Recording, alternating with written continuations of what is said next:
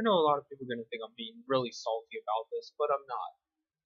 The point of Yu-Gi-Oh is that it's severely broken on so many levels.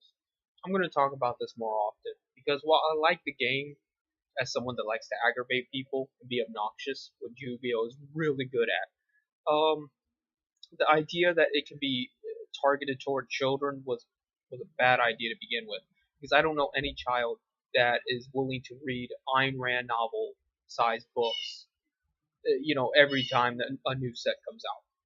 That's one of the big complaints that I have, and that a lot of people seem to just jab at other players, is that you read the card. Well, reading the card doesn't really help for three reasons. Number one, because I'm busy reading my own cards. I don't have time to read your cards. I have to think about my deck and what synergizes well within my deck. I don't have time to worry about what the hell you're doing. That's your job. That's your deck. That's your problem. Number two is the fact that sometimes cards are not implicit to what they do. For example, there are many people that still don't know how Gemini works. You normal summon it, and then you normal summon it again to make the Gemini work. But when you normal summon it again, do you have to tribute if it was like level 5 or higher? Do you not have to tribute? Apparently on Yu-Gi-Oh! Pro you don't have to tribute. But what if you special summon it first, and then you normal summon it? Does that trigger it? So do you have to normal summon it both times, or do you just have to? And if you normal summon it once and then it leaves the field and a special summon, does that count? See, there's all these multitude of questions that are not implicit to the card, and that's bad game design. That's really bad game design. And you could say that, well, Gemini are years and years old, but the same thing applies over and over again, and it's going to keep happening. It's going to happen in the future, and there's people out there that still don't know how links work, or how does the fucking link chain work. Why is it even a thing when you could just, there's all these cards that are about advancement and shit. Why do you need a link zone where you're limited, and it's just unnecessary confusion. It's totally unnecessary. And then beyond that, beyond having to read your opponent's card as much as your own, if not more so, and then on top of that, having to deal with all these details that are not even written on the card, and God knows there's a lot of text on it already. Then on top of all of that, you just have OP cards, which 9 out of 10 times is a light attribute. I don't want anyone arguing with me about this. I'm sure there are some decks out there that you got your ass kicked by that were not light attribute, but more than likely, a light attribute is what's breaking the game. Cyber Dragon Infinity, Trickstar, fucking even in the older days, fucking people used to complain about, like on Duel Links, for example, people are complaining about Kaiba Man with Blue Eyes White Dragon, which seems adorable to any of us that have played real Yu-Gi-Oh!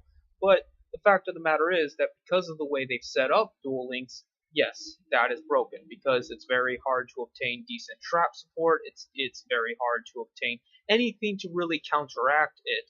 And on top of that, with the crunch down field, it's just more bullshit. And then, so guess what? Light decks are still OP, and light decks have always been OP, and probably always will be OP.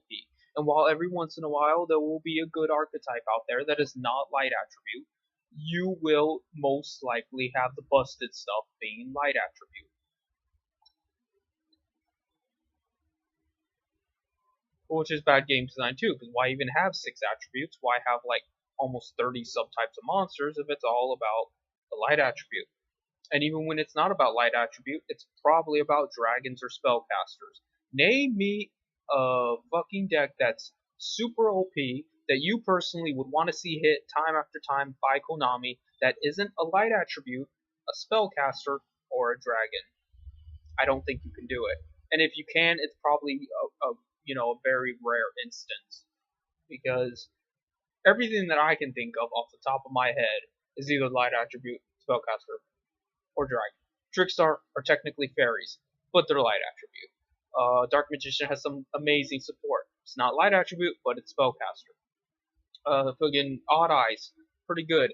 Not like where it needs to be have cards banned and shit, but it's really good. It's a dragon type. So the list goes on and on.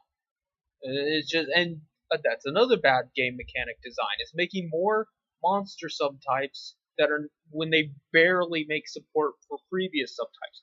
There's dragon, there's worm, which is just an ancient dragon, there's sea serpent, which is just a dragon without wings, there's dinosaur, there's reptile.